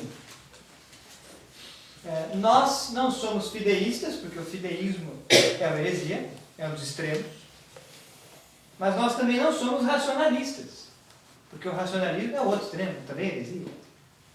O racionalismo foi muito condenado pelo Concílio Vaticano I. Só pegar a Dei Filhos e dele, e é bem fininha a Dei Filhos, acho que é mais fininha do que a própria Dei Verbum, é um texto bem curto, mas muito denso. Então a luta da igreja contra o racionalismo começa lá atrás, com Descartes, né? E aí vem vir. Então nós não somos nem racionalistas nem fideístas. Nós, né, estamos no equilíbrio. E o equilíbrio é a maturidade. O equilíbrio é a sanidade, a sã doutrina da fé, né, está equilibrada entre fé e razão. A filosofia, portanto, a razão natural, é uma ordem de conhecimento porque nos dá a conhecer verdades. Não é? As verdades que as ciências nos dão a conhecer. A engenharia, a biologia, a medicina, a astronomia, a filosofia. Não é? Verdades. Fazemos ciência. Quando aplicamos a nossa inteligência a estudarmos o mundo natural, diz Santo Agostinho, nós fazemos ciência, usamos a razão. Quando nós aplicamos a inteligência a buscar a Deus e a investigar quem Ele é, fazemos teologia. Santo Agostinho diz isso na sua obra, De Trinitate de Santo Agostinho, além de outras cartas muito importantes. A carta 120 de Santo Agostinho, por exemplo, é uma carta na qual ele só vai falar sobre isso, as relações entre fé e razão. Santo Agostinho do século V. Portanto, veja que essas reflexões entre fé e razão são muito antigas, mais antigas inclusive do que ele. Nós já encontramos em Clemente de Alexandria, né? E outros. Um grande erro que tem hoje em dia é você pegar elementos, objetos de uma das asas e tentar colocar dentro da outra. Você vê muito isso hoje. Por exemplo, você tenta explicar pecado dentro da questão da razão. Pecado você não consegue explicar dentro da razão. Pior ainda, você tenta justificar isso. Sim. E ficar dentro dos elementos científicos para tentar explicar. Sim. Por isso que você não consegue explicar milagre. Sim. E é o que se faz muito hoje. É como se você reconhecesse um milagre, mas porém você quer colocar dentro de um campo que não é apropriado para você fazer o estudo. Exatamente. Como alguns teólogos ou pseudo-teólogos por aí que dizem que o vermelho não se abriu. Ah não, foi um tsunami. Ah não, foi um vendaval lá que deu, abriu o mar, o povo passou, tudo bem. O mar se abriu. Como não? Não está escrito na Bíblia? Não está escrito no texto do Êxodo? Né? Ora, nós não podemos excluir o sentido literal das Sagradas Escrituras. Portanto, se o mar se abriu e o povo passou a pé enxuto, né? Ora, isso é uma ação extraordinária da graça de Deus, uma epifania, isso é uma manifestação da presença de Deus. Está no campo da teologia. Não vai inventar querer explicar isso usando lá a língua, argumentos racionais. Isso foge da razão. Isso é fé. Entende? Mas a fé e a razão se comunicam. E uma se apoia na outra. Né? E a razão serve de pressuposto e fundamento para a compreensão dos dados revelados por Deus. Mesma coisa os milagres. Os milagres que Deus já fez e continua a fazer. Só olhar para a gente de São Padre Espírito de Petreutina. Né? Só olhar para o milagre de Lanciano. Milagre, a ação extraordinária da graça de Deus. Vai explicar. A NASA tentou explicar, não, o milagre de Lanciano. Só comprovou que a carne é carne humana, como se tivesse sido fatiada na hora, é carne do miocárdio do coração, que está lá, no ostensório de Lanciano. Entende? Como se Cristo dissesse, eu vos dou como alimento do meu coração. Né? O sangue é sangue humano, sangue do tipo AB, o mais comum entre os judeus. Os 5 coágulos de sangue de Lanciano são de tamanhos diferentes e quando a NASA pesou tem o mesmo peso, cada um dos coágulos separados e todos juntos deu o mesmo peso. Vai explicar isso. E ali, naquele sangue coagulado, De muitos séculos, os cientistas encontraram propriedades de um sangue vivo, como se tivesse sido tirado naquela hora. Vai explicar. Tem milagre, né? Implica a fé. Mas o que eu queria ressaltar aqui é que a filosofia é uma ordem de conhecimento, assim como a teologia. A teologia é uma ordem de conhecimento. Nós conhecemos verdades, não só pela razão natural, pela filosofia, nós conhecemos verdades que Deus revelou pela teologia. Portanto, fé, crer, não significa estar lá na presença de Deus em oração e sentir um calorzinho aqui dentro. As consolações da alma. Isso faz parte também, isso é fenomenologia da fé, mas não é só isso. Fé, crer, fazer teologia é mais do que isso. É crer em verdades reveladas por Deus. Portanto, a teologia é uma ordem de conhecimento. Nos traz conhecimentos de verdades que nós não chegaríamos só com a nossa razão natural. Né? Parágrafo 51. Deus revela seu projeto benevolente.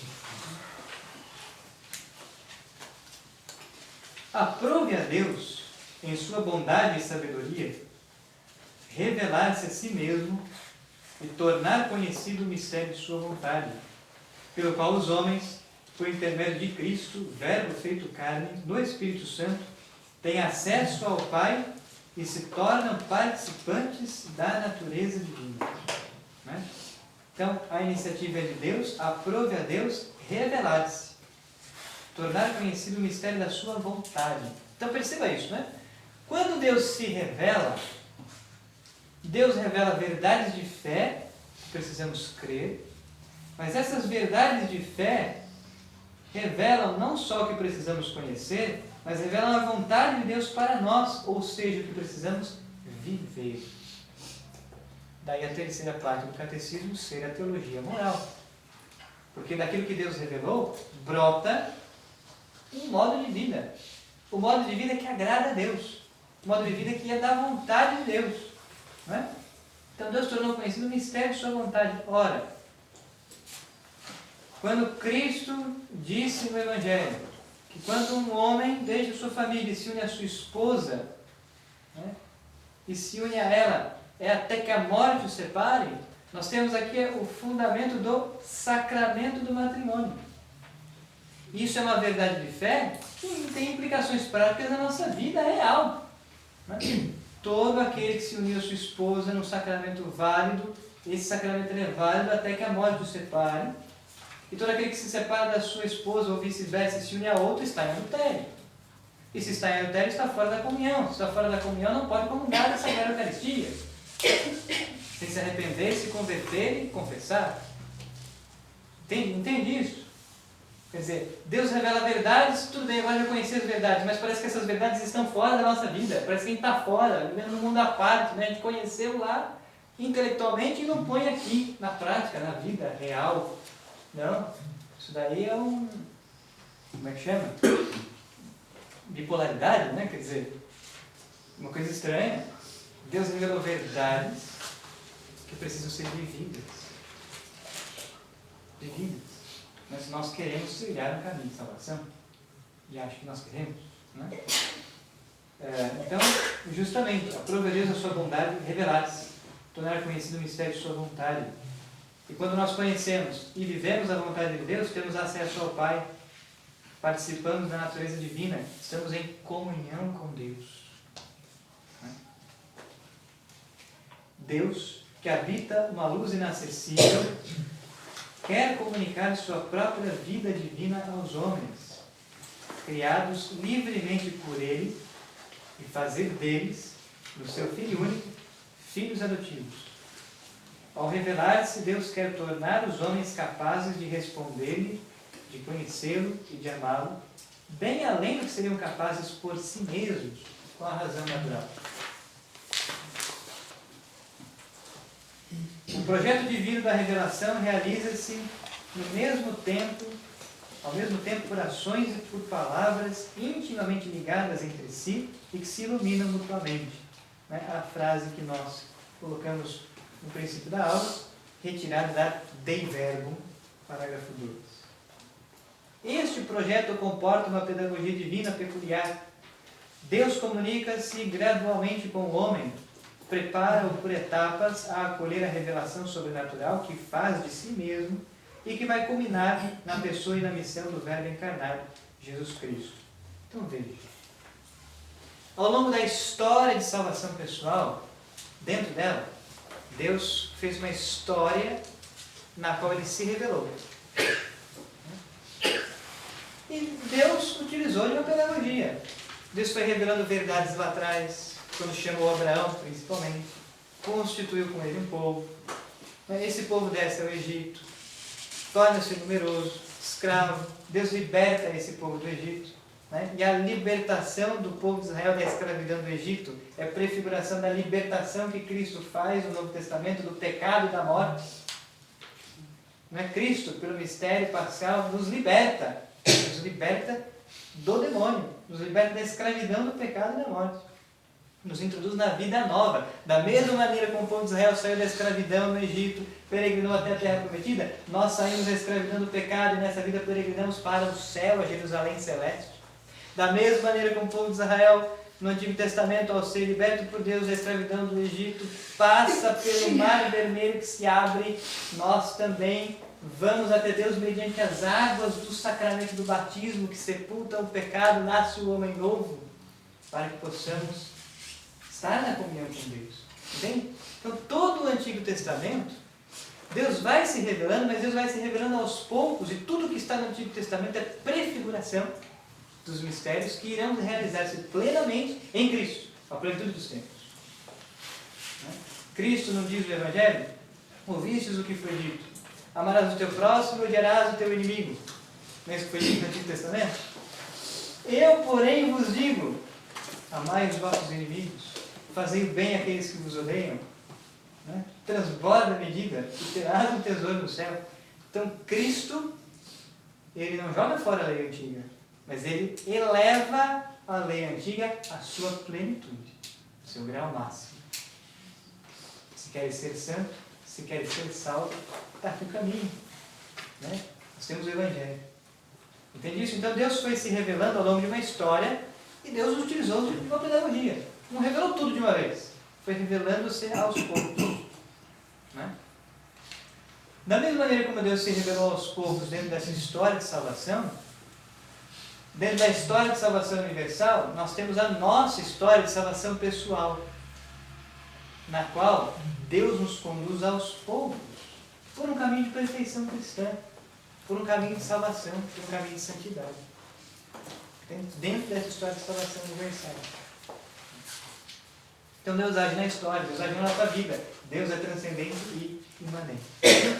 Citação aqui de Santo Irineu de Leão.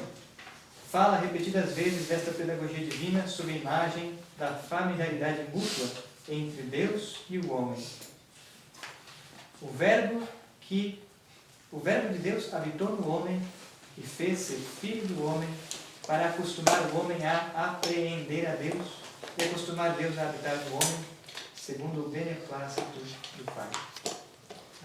Então aqui na sequência o catecismo vai descrevendo as etapas da revelação.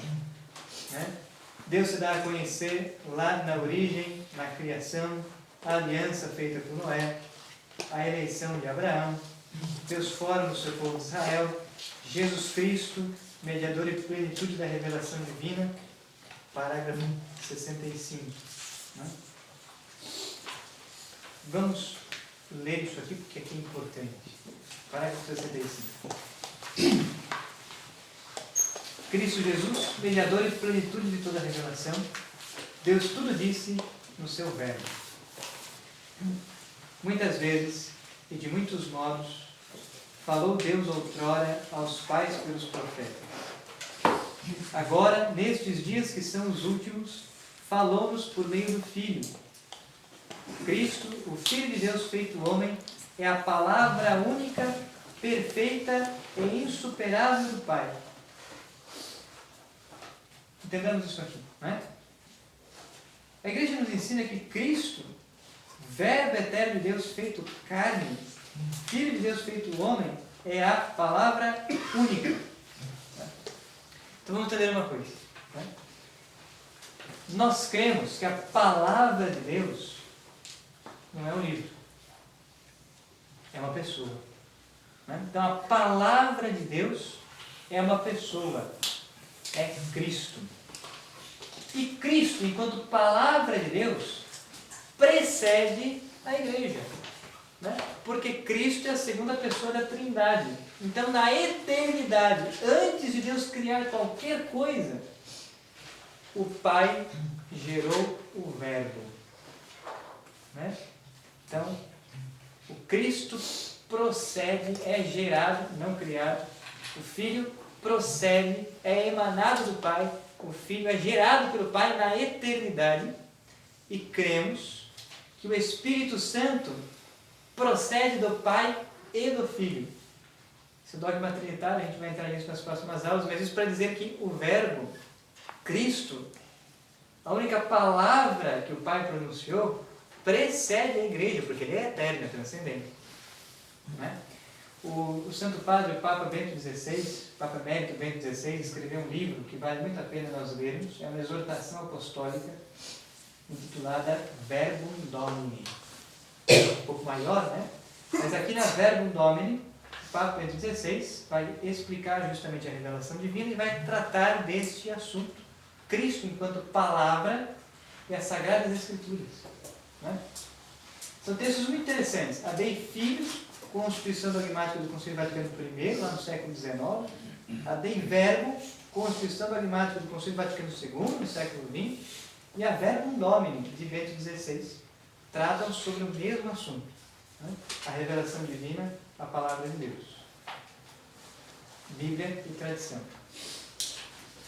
Então, Cristo, enquanto palavra de Deus, precede a igreja. Porque ele é eterno. Né? Agora, a palavra de Deus, enquanto verdades de fé reveladas por Deus e postas por escrito, a Bíblia, né? A Bíblia, o livro, a Bíblia, estes textos, estes escritos, eles procedem da igreja. Né? Daí a pergunta, quem veio primeiro? A tradição ou as Sagradas Escrituras? Mais ou menos como uma pergunta, né? Quem veio primeiro, o ovo ou a galinha? Né? Quem veio primeiro? A tradição da igreja. O primeiro texto do Novo Testamento a ser escrito é a primeira carta de São Paulo aos Tessalonicenses, escrita por volta do ano 51. Então, depois que Cristo havia morrido e ressuscitado. Né? E aí os outros textos do Novo Testamento que foram escritos pela igreja. Qual igreja? Católica, apostólica ou romana? A única igreja de nosso Senhor Jesus Cristo. Né? Então, a Bíblia não caiu do céu de paraquedas, né? Com zíper e tudo, algumas delas. Não foi assim, quer dizer, a igreja escreveu a Bíblia e a igreja discerniu e decidiu quais textos eram inspirados por Deus, carisma da inspiração que Deus deu ao agiógrafo, o autor sagrado, que pôs por escrito a revelação divina, e quais textos eram os apócrifos, os não inspirados. Nós vamos estudar isso também. Né? Portanto, a Bíblia, enquanto palavra de Deus escrita, procede da igreja, vem da tradição apostólica. Muito bem. Então, o Pai tem uma única palavra, que é o seu Filho. Né? E o texto aqui do Catecismo continua. Cristo, o Filho de Deus feito homem, a palavra única, perfeita e insuperável do Pai, nele, em Cristo, o Pai disse tudo, e não haverá outra palavra senão esta. São João da Cruz, depois de tantos outros, exprime isto de maneira luminosa, comentando Hebreus 1:2. São João da Cruz, que é carmelita, doutor da igreja, diz o seguinte: porque em dar-nos como nos deu seu Filho, que é a sua palavra única e outra não há, tudo nos falou de uma só vez, nessa única palavra, e nada mais tem a falar. Pois o que antes falava por parte aos profetas, agora nos revelou inteiramente, dando-nos o tudo que é seu Filho. Se atualmente, portanto, alguém quisesse interrogar a Deus, pedindo-lhe alguma visão ou revelação, não só cairia numa insensatez, mas ofenderia muito a Deus por não dirigir os olhares unicamente para Cristo, sem querer outra coisa ou novidade alguma. É a citação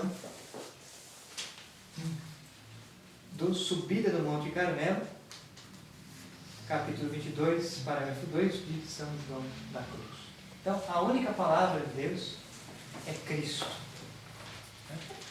Palavra eterna de Deus, feito carne, Cristo, que no alto do madeiro da cruz disse tudo no silêncio do Calvário. Porque a maior obra que Cristo realizou ao longo de sua vida, e olha aqui, Cristo viveu em torno de 33 anos, os 3 anos da vida pública de Cristo, ele realizou inúmeros milagres, não é isso? Ele ressuscitou a filha da viúva de Naim, ressuscitou Lázaro, multiplicou os pães, e não foi partilha não, viu? Tem muita gente por aí falando colocar esse evangelho na liturgia, né? Ah não, Cristo multiplicou os pães porque cada um tinha levado um pão lá na sua bolsa, todo mundo partilhou, colocou em comum. Isso é mentira, isso aí não é teologia católica. Isso é heresia da teologia de libertação. Cristo realizou um milagre. Dos 5 pães e dos 2 peixes, ele multiplicou e alimentou todo mundo. Milagre. Né?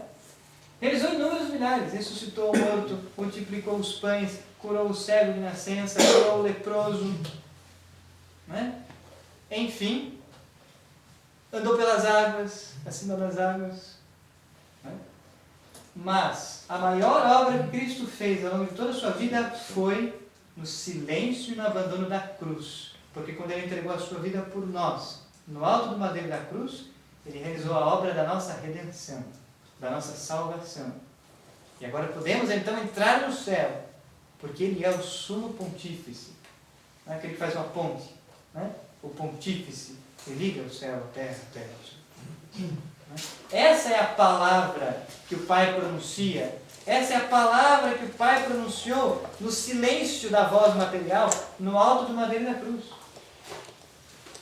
Porque a revelação, ela é ações e palavras intimamente conexas. Não é só palavras, é ações também. E Cristo entregou a sua vida na cruz. Essa é a palavra eterna do Pai e outra não há.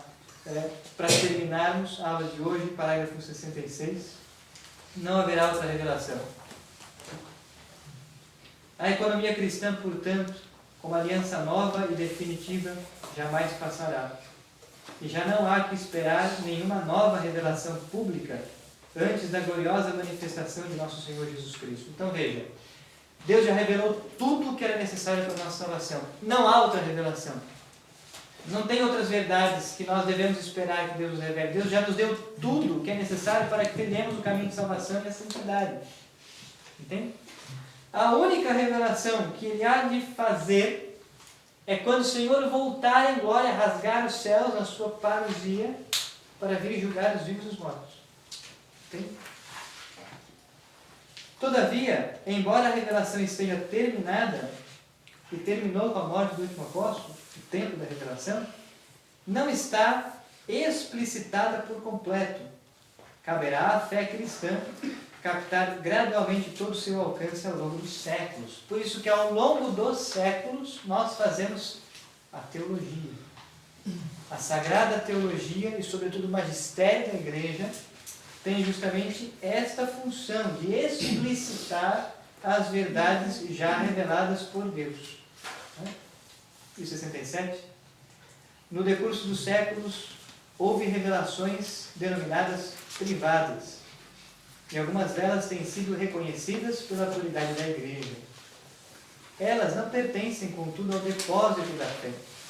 A função delas não é melhorar ou completar a revelação definitiva de Cristo, mas ajuda a viver dela com mais plenitude em determinada época da história.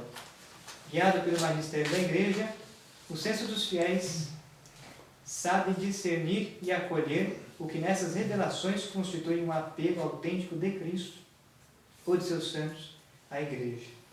Então aqui nós precisamos fazer uma distinção entre revelação com R maiúsculo, que é a revelação divina, onde está o depósito da fé. Precisamos distinguir isso da revelação com R minúsculo, que são as revelações privadas, ou revelações particulares. Qual é a diferença? Uma revelação privada. Nossa Senhora de Fátima. Né? Nossa Senhora de Fátima revelou os 3 segredos da Lúcia. Né? Essa é uma revelação particular. É uma revelação privada. Quando Nossa Senhora apareceu aos 3 pastorinhos, ou quando Nossa Senhora apareceu em Lourdes, a Bernadette, né? Nossa Senhora revelou algumas coisas, mas essas revelações não trouxeram nenhum artigo novo de fé. Aliás, esse é um critério que a igreja usa para discernir quando aquela revelação privada ela é realmente de Deus, ela é realmente verdadeira, ou ela é do demônio, ou ela é humana. Né? Quando Nossa Senhora apareceu em Lourdes, ou quando Nossa Senhora apareceu em Fátima, tudo que ela disse não contradiz a doutrina da igreja, as Sagradas Escrituras. Né? Portanto, são revelações privadas, são revelações autênticas, né, que a igreja afirma a sua autenticidade. E a igreja estuda muito antes de afirmar a autenticidade de uma revelação privada. São revelações que convém crer. Por quê? Porque Deus está falando a uma determinada época da história, o que Ele quer de nós. Né? Mas isto ajuda não trazendo algo novo, ajuda indicando um modo de vivência, indicando que precisamos de conversão em determinada questão nesse tempo de agora. São revelações privadas, né? E aí demos esses exemplos. Fátima, Lourdes. Temos outras revelações privadas, como por exemplo, me fugiu o nome dela agora, acho que a Ana vai se lembrar. Medjugorje? Não, Catarina? Ana Catarina Merite também, mas a fundadora da obra dos Santos. Mãe Gabriele. Isso. Essa senhora, Gabriele, né? Foi alemã, não é isso? Ela foi alemã. Teve algumas revelações privadas a respeito dos anjos. E os seus escritos, Roma pediu para que não fossem publicados. Por quê? Porque Roma está estudando. São revelações privadas que Roma ainda não bateu o martelo e disse, olha, isso aqui é realmente verdade. Roma já liberou alguns trechos dos seus escritos, outros ainda os teólogos se debruçam para estudar. Né? E assim com outras revelações privadas que já aconteceram e que de repente estão acontecendo. Né? Tudo bem isso? Então, há uma diferença entre revelação divina com R maiúsculo, depositum fidei, e revelação com R minúsculo, revelações privadas que Deus dá a alguns. A fé cristã não pode aceitar revelações que pretendam ultrapassar ou corrigir a revelação da qual Cristo é a perfeição. Este é o caso de certas religiões não cristãs e também de certas seitas recentes que se fundamentam em tais revelações. Muita gente por aí falando que teve inúmeras revelações. Né? Aqui em Jacareí, um tempo atrás, teve um lá que estava falando que estava vendo Nossa Senhora. Aí de repente Nossa Senhora começou a falar umas coisas lá que era contra a doutrina da igreja, aí pera lá. Teve uma coisa errada aí, porque Nossa Senhora, mãe da igreja, não vai contradizer o seu filho que é Cristo. Né? E de repente apareceu lá a criatura fazendo canções em louvor a ele mesmo, começou a vender uns negócios lá, então a igreja já bateu martelo, isso daí é mentira, isso aí é falsidade. Né? Então os bispos investigam, a igreja tem toda uma cautela em procurar discernir sobre as revelações privadas. Né? Muito bem. Então, nós vamos encerrar a aula de hoje por aqui. Né? Na próxima aula, nós vamos falar sobre a transmissão da revelação divina. Né? Não se preocupem, porque os artigos lá, eu montei a sequência de aulas sobrando 2, então nós temos tempo. Né? Se a gente precisar entrar numa ou outra aula com o restante do que não foi estudado. Então, na próxima aula, nós vamos estudar a transmissão da revelação divina, tradição apostólica, vamos estudar as Sagradas Escrituras, né? E depois disso nós entraremos na segunda parte do artigo 1. Creio, né, em Deus Pai Todo-Poderoso. Tá? Então, seria interessante nós lermos, quem puder, quem conseguir, os parágrafos 74 do Catecismo, um trecho que já tinha sido dito na aula passada, né? 74 ao parágrafo 133. A gente tinha dito na aula passada para a letra 95. Aí a gente vai pegar uma parte daqui, que ainda não foi contemplada nessa aula, e a gente vai até o 133. Essa é uma leitura para ser feita em casa, quem puder, quem conseguir. Vai ajudar muito na próxima aula, porque você já vem com uma bagagem, né, do que vai ser estudado. Nós não vamos ficar lendo tudo aqui em aula, nós vamos ler parágrafos aqui e acolá, para a gente fazer algumas apontações e trazer outras coisas também. E depois disso, nós iremos entrar no Creio em Deus. Vamos falar sobre Deus como única substância e como trindade. Então aí são os parágrafos, vou encher vocês de texto, né? Aqui. Depois, na sequência, na próxima aula já, nós vamos entrar no estudo da segunda parte do artigo 1. Então nós vamos ficar com esse trecho aqui, do parágrafo 199 até o parágrafo 267. Tá? Então quem puder, quem conseguir ler esse trecho, mas nós não vamos esgotar isso aqui já na próxima aula, muito provavelmente, tá? Mas é o que nós vamos abordar ainda dentro do artigo 1 na próxima aula, tá bem? Sempre iluminando os textos daqui com outros que vão completando os nossos estudos. Muito obrigado mais uma vez pela presença de todos vocês. Né? De repente, quem ainda não fez sua inscrição, pode passar aqui com o César, né, para fazer a inscrição, para acertar. Eu vou deixar meu e-mail para quem ainda não anotou. É esse aqui.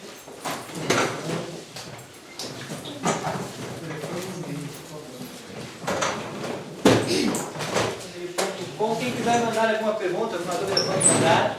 Se quiser também, nós temos um drive do Google.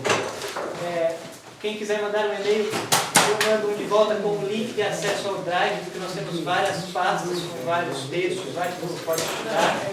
Você pode mandar um e-mail para mim ou deixar com o César o seu e-mail ou telefone. Nós temos um grupo no WhatsApp também, estamos mandando o link lá no WhatsApp, então são as vias aí para a gente conseguir. E eu estarei no final das aulas também, para quem quiser conversar, quem quiser perguntar. Tá bem? Muito obrigado.